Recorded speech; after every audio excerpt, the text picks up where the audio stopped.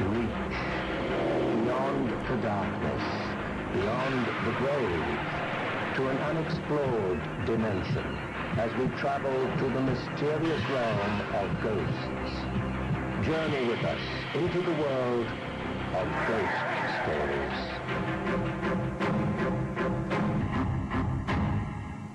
Hello and welcome. I'm Patrick Macnee. There was a killing a day in Tombstone. But sometimes that wave lasts forever. Things have fallen off the wall, like picture frames, whiskey bottles. We even had a lamp fall out of the ceiling. I was counting the money at the cash register. I heard footsteps. Turned around and wasn't anybody there. I am positive that there's at least one ghost in here. And every one of us has felt it. We've got a nickname for the ghost here, and we call him Phoenix. He's just as real as I am. It was the busiest city between St. Louis, Missouri, and San Francisco, California. Many of these people that were murdered or killed were unknown and are to this day. Some of them were killed the very first night they arrived. If you are sensitive in any way, you walk in and out of cold spots. This is my old country. A lot of hard luck stories and a lot of tragedy. Lights will come on, go off, doors will swing open. It's definitely a ghost town. Definitely a ghost town. You can't dismiss everything as coincidence. The other interesting, it's like walking through the town as it was during the 1800s. There was a time during the days of the early frontier when a frenzy for gold and silver reached a feverish pitch, and the six-shooter became the language of the day. But along with this quest for glittering gold came the inescapable tragedy of tarnished dreams. For most of us, the Old West is an era gone by. But here in Tombstone, Arizona, the colorful history of cowboys, saloons, gambling, and gunfights is still alive. Everyday local townspeople recreate life as it was in the 1800s. So is it possible that residents from the 1800s have found a way to create life in Tombstone today? The statement has been made that there was a killing a day in Tombstone for several years. There are many people in Tombstone who do definitely believe in the supernatural events, occurrences, the spirits, the ghost, if you will. I think the reason why there are so many occurrences of people seeing ghostly presences right now in the present time is because of the violent history that Tombstone had. You will always find that violence that has occurred in a home or in a community, that seems to bring out the ghost more often than not. And the town of Tombstone was definitely no stranger to violence in the 1800s. Greed ran amok, and scores were settled with bullets and knives. This was a time when a nugget of silver was worth more than a man's life, and one man's death was another man's bread. Gun duels were the order of the day, and hangings just another daily event in the town square. What bullets and rogues didn't take care of, diseases like yellow fever certainly did. Contrary to what we know as ghost towns, Tombstone is still pretty much alive. There was a time, however, when Tombstone was almost doomed to live down to its end. Tombstone lasted until about 1886 when the mines flooded. And of course then the economy started downhill. And they still had the county seat, and they lost a lot of people. But about 1930 they lost the courthouse, the county seat, to Bisbee. And when it moved out in 1931, the population went down really low, just a few hundred people. And they had nothing to hold them here. Most of the stores were boarded up and deserted. So the town almost died. And they also coined the name sometime later, the town Too Tough to Die. On those quiet, dark nights around the campfire, telling ghost stories can give anyone an eerie feeling. And it's not just the cold that sends chills up and down your spine. At times it's like unseen eyes are piercing you, but when you turn around, there's nothing but a stretch of blackness. That's what ghost stories are all about, pulling you from the world of reality into a world of obscurity. And in Tombstone, we found a wealth of ghostly tales. And where in most cases the stories are viewed by the skeptics as mere illusions, we certainly couldn't ignore them, because it is said that the ghost in Tombstone would not be ignored. There have been psychics came to Tombstone. We've taken them to the basement in Big Nose Kate's saloon and to the bed and breakfast home, the Buford House. And the psychics get quite excited. They feel a great deal and sense a great deal. what they call the energy force. And they say they can point almost to the spot where the spirit or the entity is. I really began studying the ghostly phenomena and picked up some books on it after I began to have the images appear on my photography. About 11 or 12 years ago, we were photographing a series of pictures for possible publication in a travel magazine.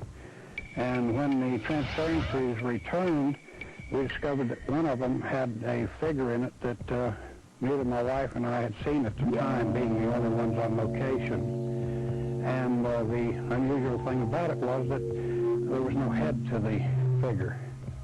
James sent the photograph to the Eastman Kodak Labs in Rochester, and later to the parapsychology branch of the university, more out of curiosity than anything else. The findings were staggering. Now, the authenticity of a ghost photo is determined in a reverse manner. They tell you that it's not light flare, chemical stain, mechanical retouching, airbrushing. It hasn't been manipulated by the photographer or any other individual. Both organizations give us a clear bill of health that the transparencies and negatives have not been touched by human hands as far as altering the image.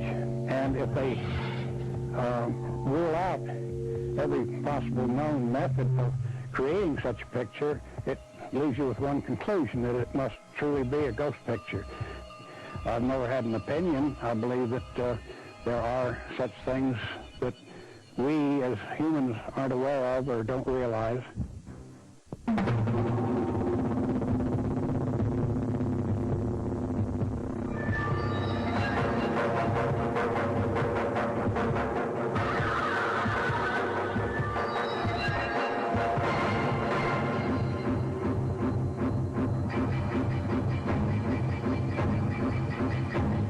From just above Tombstone, you always hear an eerie sound. It's the constant moaning of the wind, as if it, too, has a story to tell. A story from the history of Tombstone, seems to still live today. I would say that the most haunted or entity-filled location in Tombstone would probably be the Big Nose Gate Saloon. Now, will you be lucky to find one person who would be happy to share a grisly story or two of ghostly experiences? We found plenty of people whose stories believe at Big Nose Gate. And it used to be the Grand Hotel back in the 1880s. It played a big part of history, as Wyatt Earp and his brothers used to stay here. Willie Langtry used to stay here.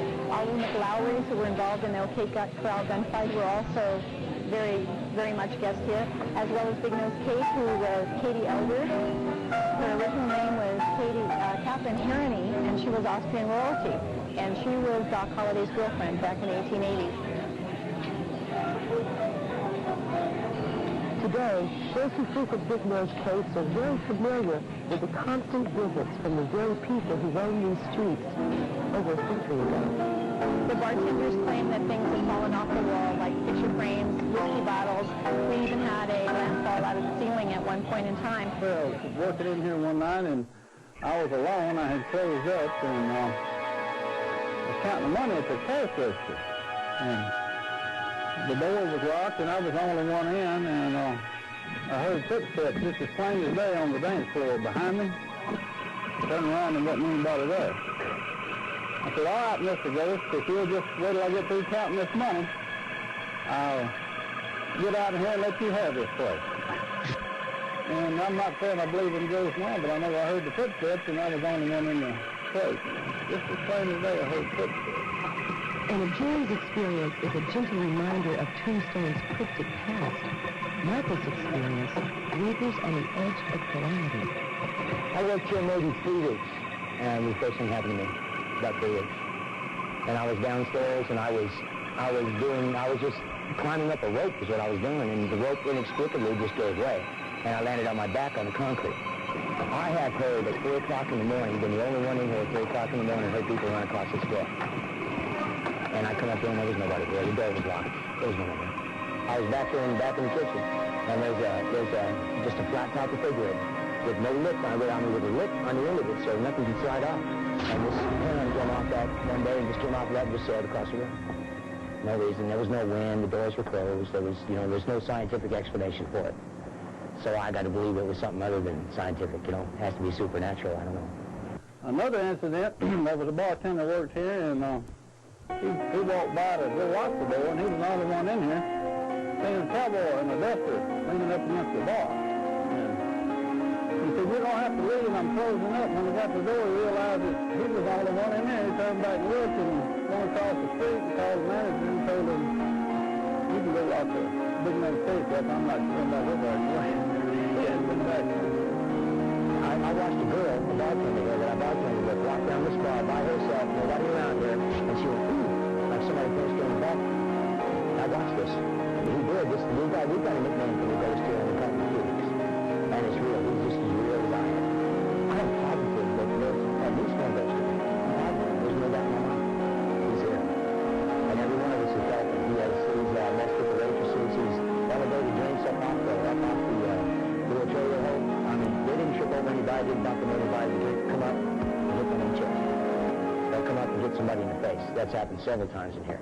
Behind every ghost, there is a story. And behind every story, there's a legend. And the legend doing the rounds at Big Nose Kate's is about a man who lived in the 1800s in the basement of the Grand Hotel. Whenever the hotel was here in the 1870s, he was a handyman. He worked downstairs in the basement. And they referred to him as a swamper. And so this handyman earned his keep at the Grand Hotel by doing odd jobs. A quiet, honest man with honest intentions. But as the saying goes, still waters run deep. Well below the surface, the hotel's basement ran slap bang into one of the cemetery mine shafts. There's a maze of tunnels underneath most of Tombstone. You can go down in one spot and come out in 5 different spots in town.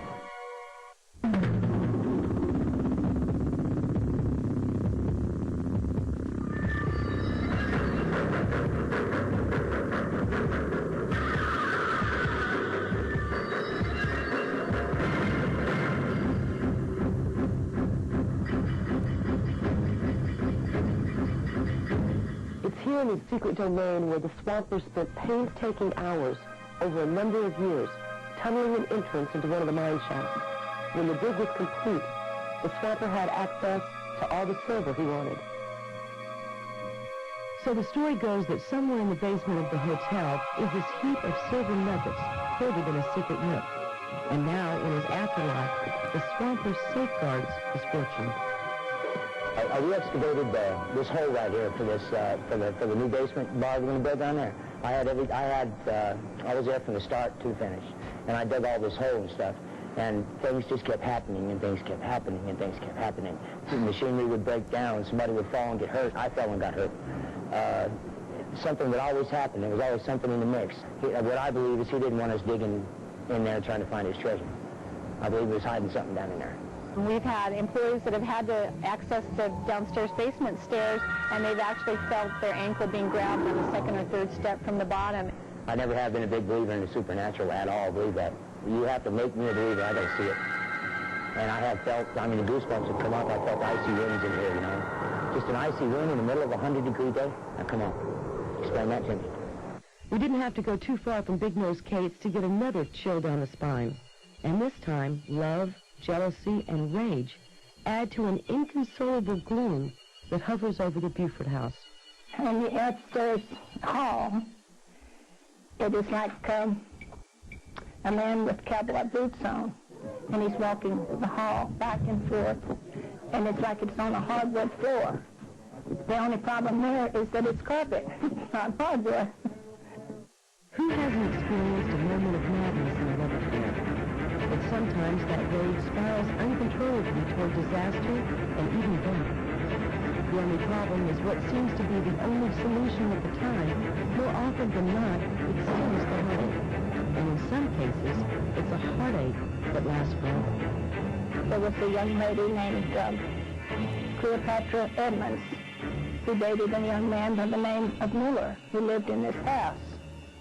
And he lived in the upstairs bedroom. So the story goes was that Cleopatra went to a social without her boyfriend, Miller.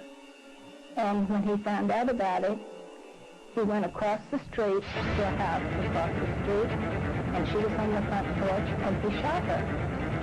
And came back and went upstairs and shot himself. He killed himself, but the door left. And if you walk into that room upstairs, if you are sensitive in any way, you will walk in and out of cold spots. So that he's making his presence known. Even shops that have been upgraded to fit in with modern times don't escape the consequences of Tombstone's turbulent history. Madam Mustache is no exception.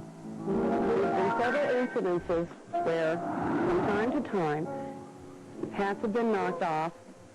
We've had things removed. One morning I was sitting over here. Ross was way in the back. Patty was way in the back. The store was still closed. And the next thing I know, on this floor, I heard somebody walking up towards me. And if you can probably tell, when you walk on this floor, there's no mistaking that you can hear it.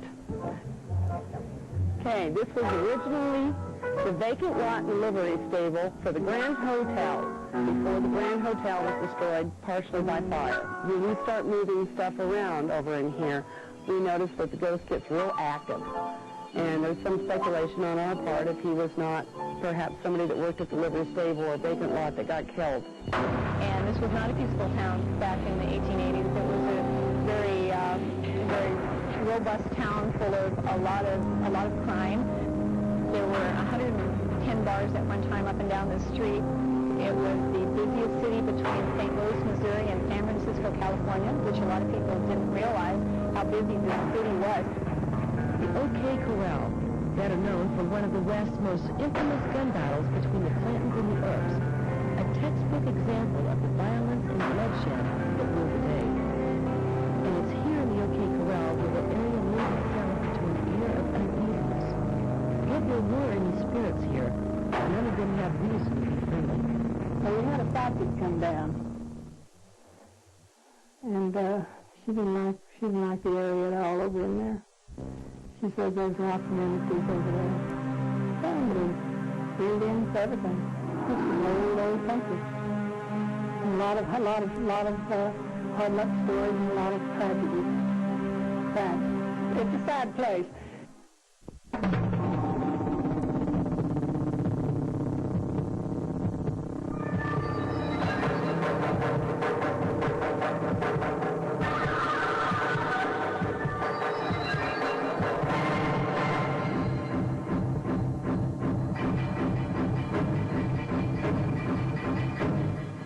Contrary to what Hollywood makes them out to be, ghosts are not malicious or in the least bit creepy. Poltergeists, on the other hand. Poltergeists are entirely different entities from what we commonly refer to as ghosts. Poltergeists are the ones who actually pick up china, chairs, furniture, and slide them across the room. And we found one in the OK Corral, trapped in the Aztec house, a place brimming with hatred towards women.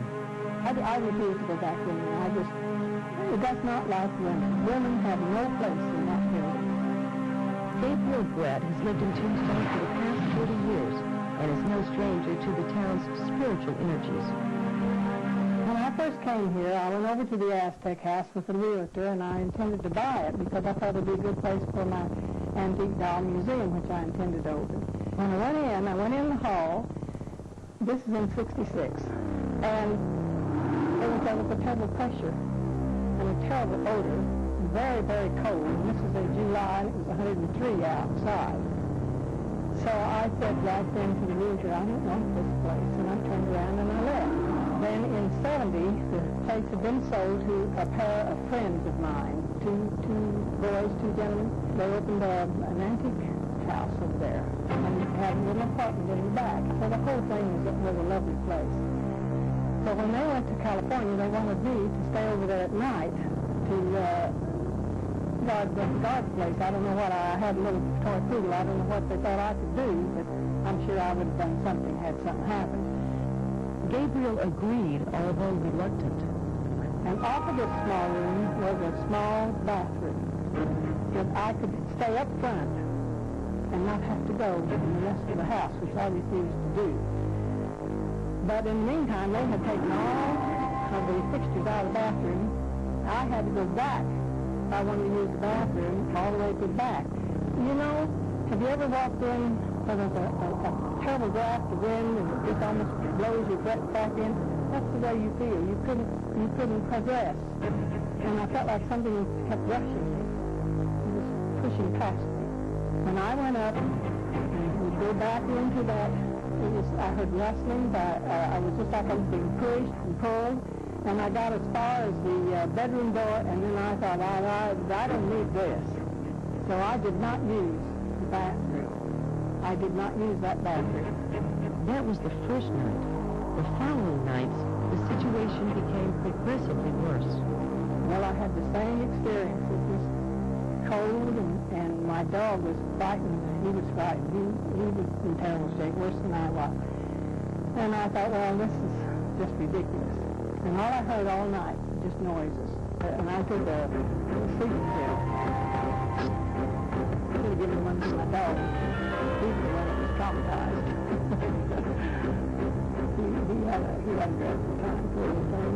So, third night, when I went over there to go in, now the kitchen windows are all closed, no drafts, nothing. I propped my door up, went to bed, the dog got in bed with me. At about 2:30 in the morning, that door that was slanted in to the kitchen blew over and fell down. Something pushed that door. It was a terrible noise, terrible racket. Oh, I grabbed the dog, I got out of there. So, that's my story, and I just, to this day, I don't think that there's ever been a woman that's been over there that's been comfortable. It's a cold, dreadful feeling. They don't like the women. Women does not like women. I think with a house or anything absorbs, everybody, I keep saying or, I don't know what else to say. I think that the walls absorb things.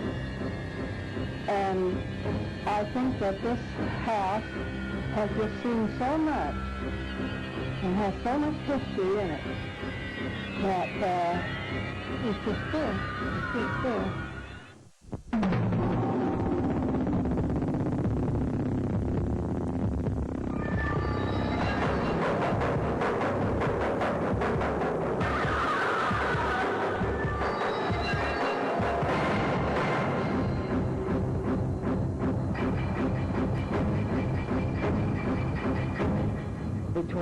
Bought this bed and breakfast in 1994. The house was originally built in 1880. Emily Morton had a boarding and supposedly pleasure house here, catering to the lawyers and judges right next door. Originally, the house consisted of 4 rooms, and it is in these 4 rooms where concealed energy erupts in frightening forms. I've witnessed a few things in one room that I thought was strange, and I didn't see anything, but it sounded like someone moving around and working with a paper bag, or it just wasn't regular night sounds. In the dining room, they were having a seance, and the table started moving, elevated, and pushed this woman and her chair up against the piano that was in this corner. And it wasn't a light table. It was a heavy, heavy old wooden table that, you know, it would take maybe 4 men to move it. And it just picked it up and pinned her right against the piano, and she ran out of the house and never came back. This was the mother that was pinned. Her daughter witnessed it. Her son witnessed it. And I met all these people about 2 months ago over in Sierra Vista. Nancy Garber, a medium and also a friend of Victoria, had a reading in the parlor one evening with a friend. While she was doing the reading, the chandelier started swinging quite noticeably, and they both saw a shadow pass between them, and then go around and go along the wall. From what we've learned about ghosts, it certainly didn't sound like a ghost that was in the house for sentimental reasons, as if there was still a score to be settled. One of the stories I heard about one of the original owners, Emily Morton, was that she was killed, but they, at the time, ruled it as a suicide. And the owners I bought it from, John and his wife, said that when they moved in here, they were always awoke at 3 o'clock in the morning by the smell of coffee brewing and breakfast cooking. Experts claim that when someone suffers a traumatic death, the terror of that space can live for hundreds of years. Who's to say how many of those types of deaths have taken place here in Tombstone? But along with the gory stories and ambiguous history come the little quirks, stories that have grieved a permanent hold on our everyday lives. And one of them took root right here in Tombstone. You know the little glass that you buy whiskey in at the bar? The name for that called a shot started in the Crystal Palace. What happened is back during the 1880s, cowboys made about $25 to $30 a month. Well, by the time they made one trip to town, they were through. It so happens that at the same time this was going on, that a drink of whiskey and a bullet cost the same thing, 12.5 cents, 2 for $4. So the bartender, in order to push business, he would trade these cowboys a drink for one of their bullets. And he would sell a bullet to somebody else. That's how it came to be called a shot. 14 red velvet draped cages hung from the ceiling at the Birdcage Theater. And it was from these enclosed cages where courtesans entertained prospective clients in the 1800s. Closed to the public in 1889, the Birdcage may have lost its original splendor, but its skeleton, nevertheless, continues to leave you with a creepy feeling. Witnesses report unseen people talking and singing in the deserted rooms. And then there is also the ghost of a little boy whose life was cut short by yellow fever in 1882. The former owner of the Birdcage is responsible for the inexplicable havoc being caused there from time to time. This is a century outside time. Back in the 1800s, news spread like wildfire about the prosperity awaiting the adventurers and fortune seekers. From all over the world, people flocked to Tombstone, enticed by the shimmer of silver and expectations of wealth. Perhaps the mournful cries of Tombstone's history echoes loudest on these countless graves. Dozens of men who died and were buried, nameless and unknown, here at famous Boot Hill. Many of these people that were murdered or killed were unknown and are to this day because they came to this town, they were minors, they probably didn't carry identification, they weren't known when they got to town, and some of them were killed the very first night they arrived. So when you found a dead body, he had nothing except money or keys or whatever on him, and you didn't know who he was. So they had a practice here. The funeral parlors that took care of the burying for the county or whatever would put him on a cooling board. Now, a cooling board, to young people, is a board that the undertakers used to use to put a body on while it went through rigor mortis and came out again, so they could handle and move it and embalm it and all this stuff. So they put this dead body that they didn't know who was on this cooling board, and the people in town for 2 days would come and see if they knew who he was. And if they did, they would put a marker up with his name on it. If they didn't, he was buried in unknown. While Tombstone holds its audience in a bizarre grip of awe, they say that Tombstone leaves a permanent impression on whoever decides to come and live here. If you come here and this town likes you, you're not going to get out. It's not the people. You just don't get away. I do believe that there are the spirit world, that there's a life of hereafter, and none of us know exactly what that life consists of. I'm sure those people who have disappeared and nobody's ever heard of before, right? Something has to happen to their spirit. If in fact, there is a spiritual world, right? Which I've got to believe there is now, because I've felt it.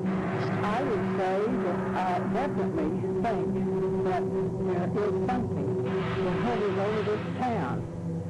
And it's a restless thing. And sometimes it's happy feeling, and sometimes it's a very sad feeling. Maybe all goes down. That's how the color goes.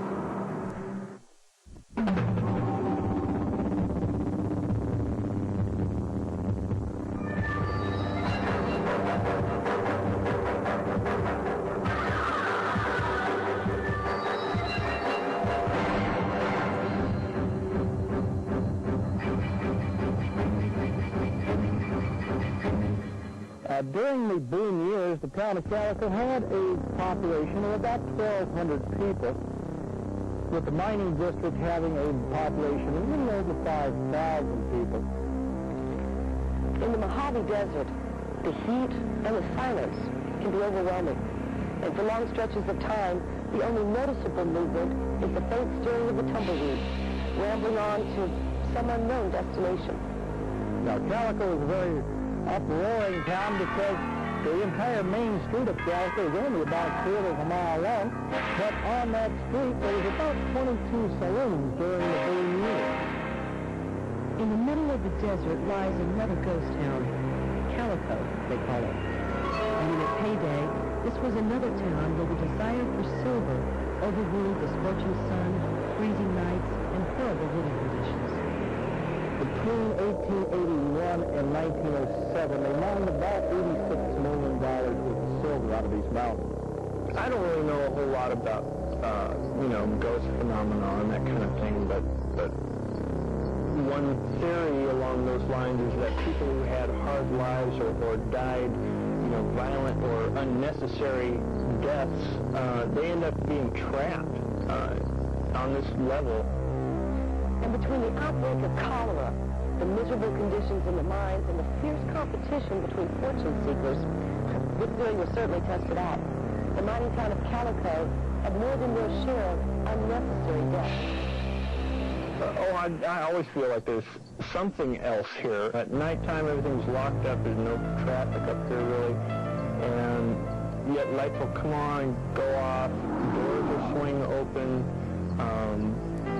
You'll walk past the building and check the lock and walk back through an hour later and the lock's gone. Just lots of really weird things. Visited by people from all over the world, Calico offers a historical glimpse into the old Wild West. And during the day, the town appears to be calm on the surface. But at night, when Calico is empty, the facade falls. Pretty rough little area here. What happens is sometimes at night you'll actually see blue lights moving across the town site without regard to where the ravines are.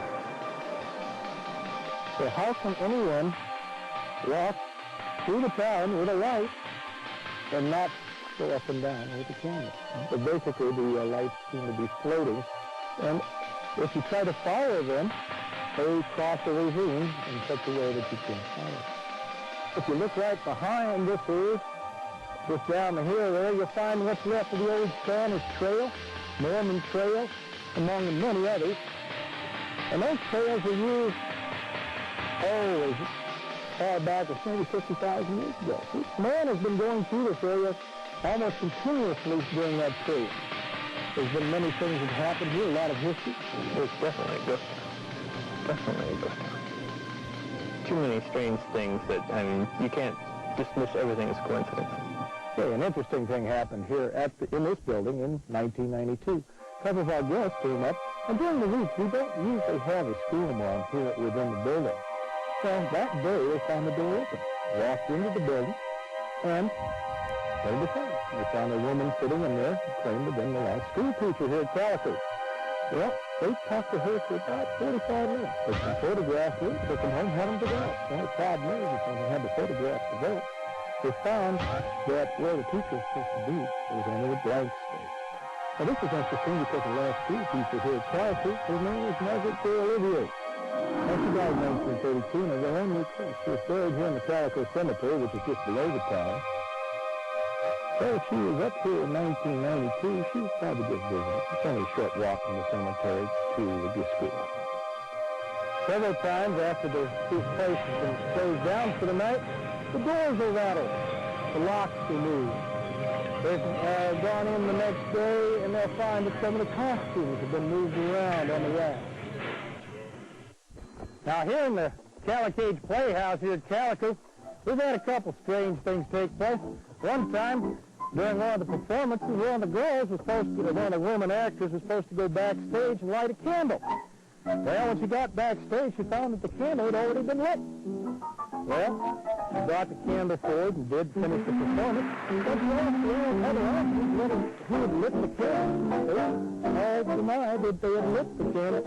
And what was strange about it was the candle burned with lots of unusual light until they put it out. Another thing that's unusual about this building was the fact that the name of the ghost here is Esmeralda. Well, this is unusual because Mrs. Lane, who lived in Calico the longest, when she was living at Raleigh, Nevada, lived on Esmeralda Street. I wonder if there's a connection. Although the ghosts of Calico seem to be hospitable and merely attached to what they knew as their earthly homes, they nevertheless exude a restlessness. So the house here was originally built in 1887 by Henry R. Gregory, who was our last postmaster and justice of the peace here at Calico. Now, Mrs. Lane actually lived in the house from 1920 through 1967, a period of 47 years. Now, the house is said to be haunted. Many times when the ladies are cleaning it, they say that they hear people and things moving around and walking within the building, but when they check, there's nobody there. Another thing is in the bedroom area there's a rocking chair right next to the window. Every time they try to move this rocking chair, the next morning when they come back in, the rocking chair is backwards, but maybe Mrs. Lane just likes her chair right where it was. So once in a while, they will find some of these pictures laying in the middle of the floor, like they've fallen down, except the frames are not broken, and they're too far away from the wall to have fallen on their own. So we're thinking maybe Mrs. Lane just wants them moved. John Wilson still goes down in the mines here, and especially the Red Cloud mine. Caught in Silver Key mine, it still echoes on the rope's past. Every once in a while you hear it, not every time you go in, but you will hear this odd buzzing noise. There's no reason for it. There's nothing is moving. Back in the mining days, they did have a couple of cave-ins that people were trapped and never brought out. I understand one of them here, and then over on the other side of the hill over there at the Waterman mine. And I think the best time to be here at Calico is at night, especially on a full moon at night when the town's lit. Rather interesting. It's like you often see the town as it was during the 1880s. In fact, you always get the feeling that maybe somebody's going to step out off the old one to one of the old saloons. Or maybe while the ladies in the evening will come up and make the night proposition. Because see, Calico never really became a ghost town because there was always somebody living here. But I don't think that stops it from being a ghost town. Doomed to roam restlessly between the world of the living and the world of the dead, ghosts continue to haunt our imagination and hold our fascination. But what of the ghosts of the Old West, of restless souls who have returned to settle a score, right or wrong, or just hang around? It seems they're certainly here to stay. When the wind dies and the dust settles back over the ruins, all falls silent and calm. With its vast, unsheltered regions sprinkled with abandoned towns, the Old West lends itself to those eerie tales of ghosts. I'm Patrick Macnee. Thanks for joining me on Ghost Stories.